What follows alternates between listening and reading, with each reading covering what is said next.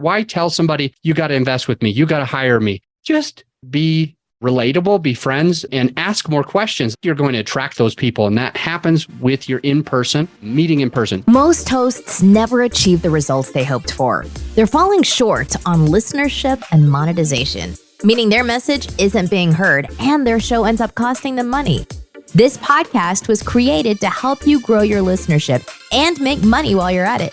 Get ready to take notes. Here's your host, Adam Adams. What's up, podcaster? It is Adam A. Adams, and we are excited because we're talking about the 3 pillars of influence. What are the 3 pillars of influence? Well, there's these 3 things that help you influence and make more money, get more podcast listeners to take action, and for you to just grow your business. Now, think of your podcast, if you can, during this episode, think of your podcast as part of your business, as a part of the funnel, as part of the whole structure of what makes your company effective. Now, we just recorded with Dallin, and while recording with Dallin, as you might remember, he talked about how he had a meetup for a while and how he stopped that like 8 months ago, and he's coming back into it because it was effective, it was fun, and he loved those interpersonal relationships, those connections that he built with other people. And a lot of the people that attended his events are asking for it. They're like, why aren't you doing this? When can you start this? Can we get this started? Are you going to get back onto this? And so at some point during COVID, it might have slowed down a little bit. Then he's focusing on getting his podcast going. And now he's considering, let's do both. Let's do a podcast and let's have these in-person events. So what are the 3 pillars? Let me just share those first and foremost. One of those pillars is your thought leadership platform. We learned that on the last episode. Think of it like a stool. Okay, you've got a bar stool and there's 3 legs. Well, if you cut out one of the legs, it will be near impossible. There's probably a couple of people that might be able to sit up because they just have amazing balance. But the general population, including me, if I get on a 3-legged stool and you just cut one of those legs out, I will fall over. Within a second, I will be on the ground and I might break a wrist. It won't be comfortable. It won't be great. And you don't want to break a wrist. You don't want to be uncomfortable. What you want is balance between the 3 different pillars. And when you have that, you have strength. And we want to illustrate this with this guy named Gary Vaynerchuk. Gary Vaynerchuk is somebody that most of you know. If you don't, go ahead and look him up. He's fun to follow. He's got a lot of content. He's got a lot of value, and he cares about other people. And that's the kind of person that I resonate with, is somebody who genuinely cares about other people. Now, he does the 3 pillars of influence as well. One of them is thought leadership. What's the second one, Adam? The second one is meeting in person. And the third one, what is that? It is your social media presence.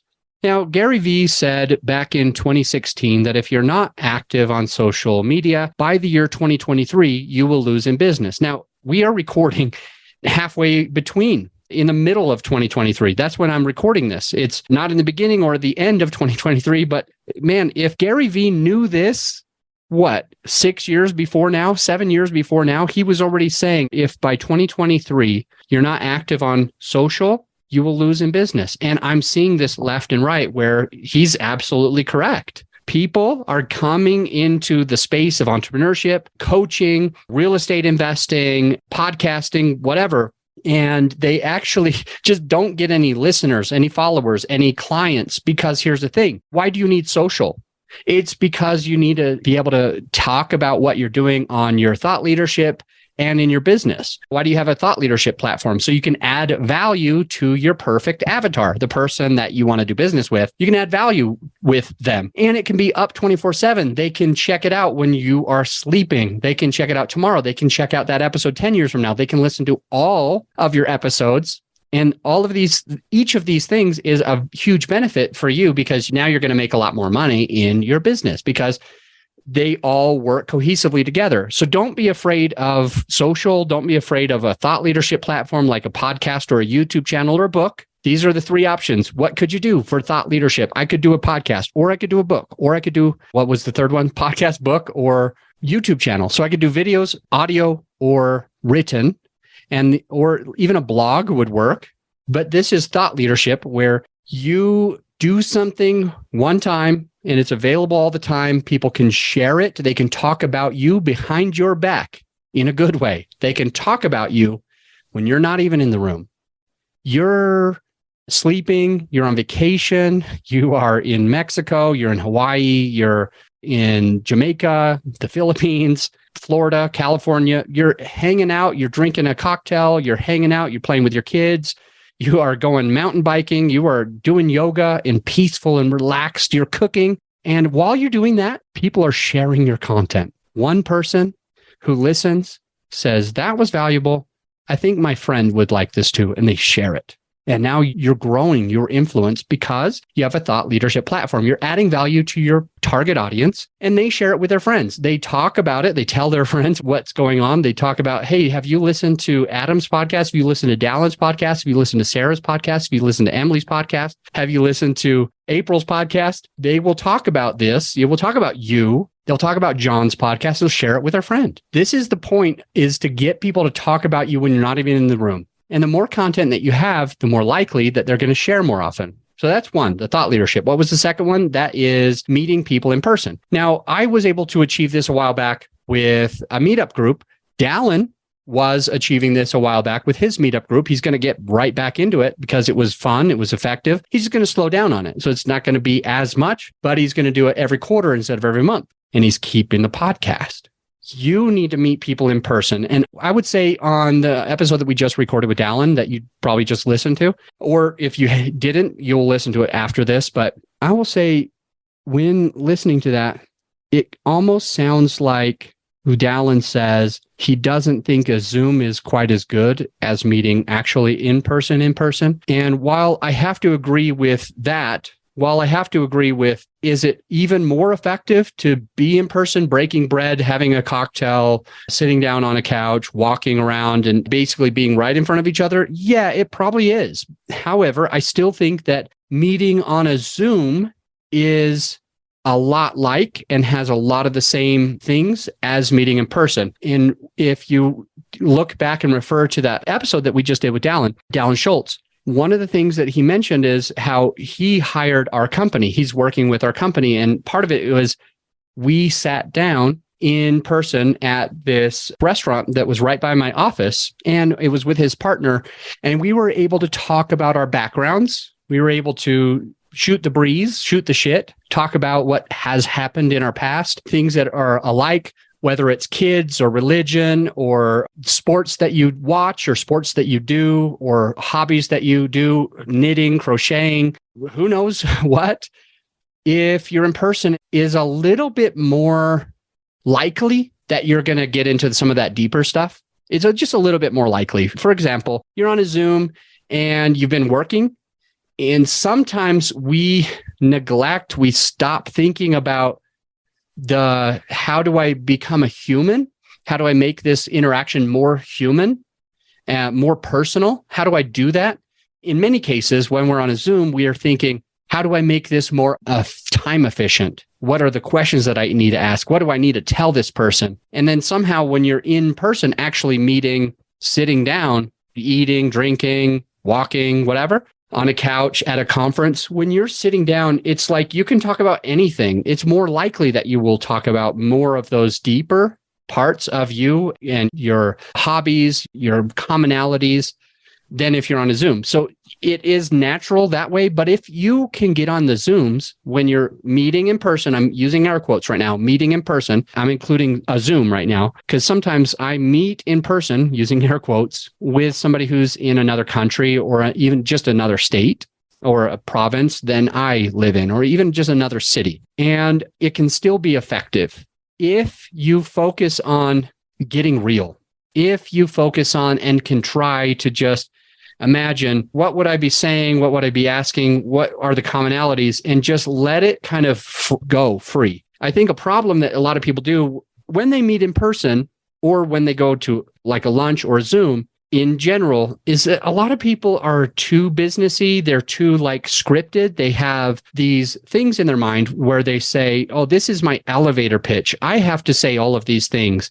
And I believe personally, when you have an agenda, when you have these rules that you got to talk about something like that, it can get a little robotic or it can get a little awkward. It doesn't feel like a connection. And sometimes it's that connection that really strengthens the bond between you and that person. And that's what Dallin and I were talking about. He flew in, he was in the Denver area. He came up close to my office. We went to lunch, and we may have had some things that we wanted to talk about. But what was beautiful about that in-person meeting is that we were able to, hey, where are you from? What religion are you? How many kids do you have? Do you like mountain biking, jeeping? Have you done this? I remember Dallin talked about how he did some parkour. I mentioned something about my children. I take them to parkour about twice a week. So every Thursday evening, we do parkour. And every Saturday morning, we do an open gym at the parkour place. And they hang out with their friends and they do what they want. And so there's an instruction and there's the other. And I mentioned it to him and he just asked me, he goes, hey, do you ever do it with them? I go, yeah, I've tried. It's kind of fun to kind of push myself. I'm pretty good walking on my hands. I like the rings. It's scary, but I jump off these things. And then he showed me, I think he showed me a video of him doing some insane stuff in parkour, like really mind-boggling things.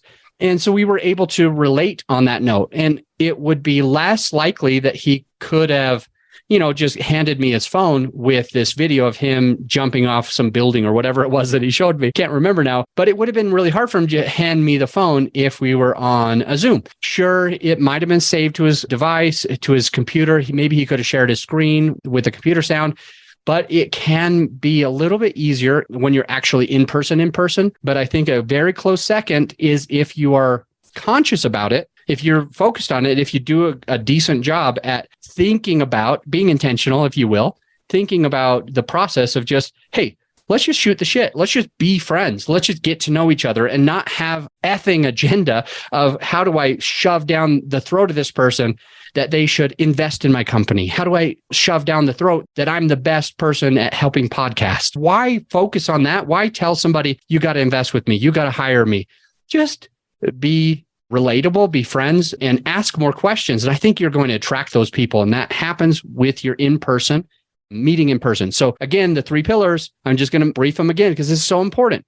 One of them is your thought leadership platform. You need to do it. You've got your podcast already. Great. That's your thought leadership platform. Maybe you don't need to write a book. Maybe you don't need to have a blog. Maybe you don't need to have video. You've got your podcast. This is the place where people talk about you. And then you're meeting people in person, whether it's on a Zoom or actually in person. Maybe you run a meetup. Maybe you go to other people's meetups. Maybe you have a storefront on the side of the corner and people come in. Whatever it is, I want you to at least somehow find a way to be face-to-face and real with your peeps, with your avatar. And then the third one is the social media that we talked in the beginning that Gary V wanted you to do. He said in 2023, you're going to lose in business. And I'm already seeing people, for example, that they want to raise capital. And because they want to be effective, they're doing their best to have their thought leadership platform do what it needs, meeting people in person, having good relationships. And then they fail on the social media. They don't post anything on social. If I can use myself as an example, Dallin and I were talking about how his meetup was really, really effective. And he mentioned that I had an effective meetup. And I did a very effective meetup. Like we were seeing 8,000 plus faces a year, which is just insane. Dallin's meetup is incredibly popular. And if he's seeing about 120-ish once a month, then he's seeing, let's just do 120 multiplied by 12. Okay. And that's like 1,400-ish, 1,500, 1,400, 1,500 faces in a year. And we were at 8,000. And you're like, how? We met 3 times a week. We met every Tuesday, every Wednesday, and every Thursday in 3 different locations. We had the same speaker speak on Tuesday in one city, and then Wednesday in a different city, and then Thursday in another city. And what else were we doing? We were focused on social media. And so here's a couple of tips and tricks to be more effective at your social. A, don't be afraid of it. B, take pictures at your meetup, or take pictures when you are with your guest on your podcast, or take pictures when you're doing something cool. And what I did with my meetup, for example, to grow my meetup is at the end of the meetup, during the meetup, I would take pictures, and then at the end I would post, and I would make the person feel like they really missed out. The person, meaning that person who went on my social and saw me post about this, then they feel like they missed out because they didn't get to meet those people. They didn't get that value, for example. So I would share some of the value. I would share, if you missed it, we had this epic person talk about how they did this amount of stuff in this time. We meet every week, and next week's going to be really popular. So we use those pictures, the social proofing of the people at the meetup having fun, having a good time, of the really famous speaker. Dallin talked about how he got Robert to just come to his meetup because Robert was friends with another person who was going to be there. And then how he went and said, hey, do you want to say hi to my people? And Robert Kiyosaki, very popular, wrote Rich Dad, Poor Dad, spoke for about 10 minutes at his meetup group. And that adds credibility to him. Of course, Dallin's probably taken pictures of Robert. He might take pictures of he and Robert, like Dallin and Robert together, and Robert Kiyosaki on stage. And now Dallin can use this. I shared a stage with Robert Kiyosaki. Robert spoke at my meetup. Robert spoke at this meetup. Robert came to this meetup. Or now he can have Robert Kiyosaki, famous author, to attend, maybe to be part of his podcast recording. So he's already started to get this connection with him. Now we can have him on. And while he's doing this, he can send pictures of the meetup and say, look who came, look who showed up at the meetup. Just randomly came to our meetup because we have the best meetup. Now we're getting something called, it's psychology, it's psychological. It's something called fear of missing out. That means it's social proof and fear of missing out. So that means that the person who sees Dallin, for example, posting that Robert came on his own without paying him. Now he can say, it's kind of rad that we have such an effective meetup group that a lot of people know about, and it's the number one in our space. And even this famous author who is in this space attended. And isn't that cool? Who knows if he's going to be back? What if he comes back? You don't want to miss out. Now the person's saying, if Robert attends this, if this author that I believe in my space, because he's famous in the real estate space, if Robert attends, I should attend too. That's a social proofing. Or you see that there's 120 people at that event. And now you're thinking, 120 people have made the decision that this is where they want to be. Maybe I should at least check it out because I might want to be there too. This is the way that you use your social media. This is the way that I use my social. I would take pictures. I would tell people what they missed out on and tell people about the next event at the same time. I would say, next event is one that you can't miss because this person, this is what you're going to learn. These are the types of people that are going to be there. Let me know if you want the link. And then I get a lot of people saying, yeah, I'll come, or I'd be interested. And then now I'm giving them the link so that they can be a member of our group. And that helped us grow a lot. In so much that we were able to see over 8,000 faces a year, so much that I got to speak at Meetup headquarters, which is kind of a cool experience. Meet all the engineers at the 6th floor, go up there and just sit down and hang out with them and understand the algorithms, right? But I would never have done that if I would never have achieved greatness. I would have never achieved success. I would have never achieved a lot of attendees to my group or listeners to my podcast if I didn't post it on social. And that's the thing that you are probably most afraid of. You are likely like, I'm not sure if I want to put myself out there. I'm not sure if I want to push this stuff down people's throats. I'm not sure if I want to offend my friends that are already my friends, because if I share anything about my business or whatever, I'm either going to come across as this arrogant asshole, or I'm going to like have my friends, one of them's going to call me out because they don't really know how good I am at this, or they're going to leave me, or they're going to stop following me. And so whatever the reason, a lot of people, you might not be alone, right? A lot of people feel afraid of the social. So when it comes down to what are the 3 pillars, it is thought leadership platform that you need. It's a stool or else you're going to fall over. You need that leg. The second leg you need is you need to meet people in person. And I include Zoom. And the third thing that you need is to be active on social media. People search for you on LinkedIn and Facebook and Instagram and just Google you. They search for you online. And if they can't find you, they already don't trust you. I'm sorry. You need to be the squeaky wheel. You need to get the grease. Just write that down. I need to be the squeaky wheel. I need to get the grease, because you might be the best at what you do. You might be the absolute best, but if nobody knows about you, I'm sorry. They're going to go with the person that has the thought leadership platform, that's posting on social on a regular basis, and that they've seen or met in person. You need to be that person so that you can make money. So think of it as a funnel, put it all together, do it similarly to like how Dallin did it, or how you've seen me do it, or some of our other successful clients that work with Grow Your Show, how they do it. how they think of their podcast, their thought leadership platform, meeting people in person, face to face, over Zoom, and same with what they do on their social media, whether it's TikTok or Facebook or LinkedIn or any of the other platforms. Focus on one of those, get in front of your people, show them who you are, and you'll get something similar to what Dallin said on the last episode, where he said, I was glad to know after meeting with you and sitting down with you in person, I might be paraphrasing here, but he said something to the effect of, Adam, I was really glad to know that you are in person, the same person that I'm seeing on social, he says. The same person that I see on social. So I see that person on social. I look at him. I respect him. I'd like to work with somebody like that. But it was refreshing to know that when I sat down with you, when I got on Zoom with you, when I listened to your podcast, that it's congruent. The congruency, the consistency, being the same. What is another word for that? I think it starts with an I. Let me think about it for a second. Maybe the word is integrity. Maybe when you are the same person and congruent across the board in all three places, consistent, it adds more integrity. It shows that you are who you say you are and that you stand for the things that you say you stand for, because they, meaning your avatar, your listener, your perfect client, can follow you across all of the places. So again, those are the three pillars of influence that will help you make the most amount of money and make the most amount of impact. Let's not just talk about the income that you get by doing these three things, but also the impact that you make, yes, on your business, but also on the lives of others. And with that said, I will see you on the next episode. You're not alone if you're ready to either get your very first affordable microphone, or if you're ready to upgrade your equipment to some legit podcasting studio equipment. Because on all of the forums over the last few months, I'm seeing this all the time.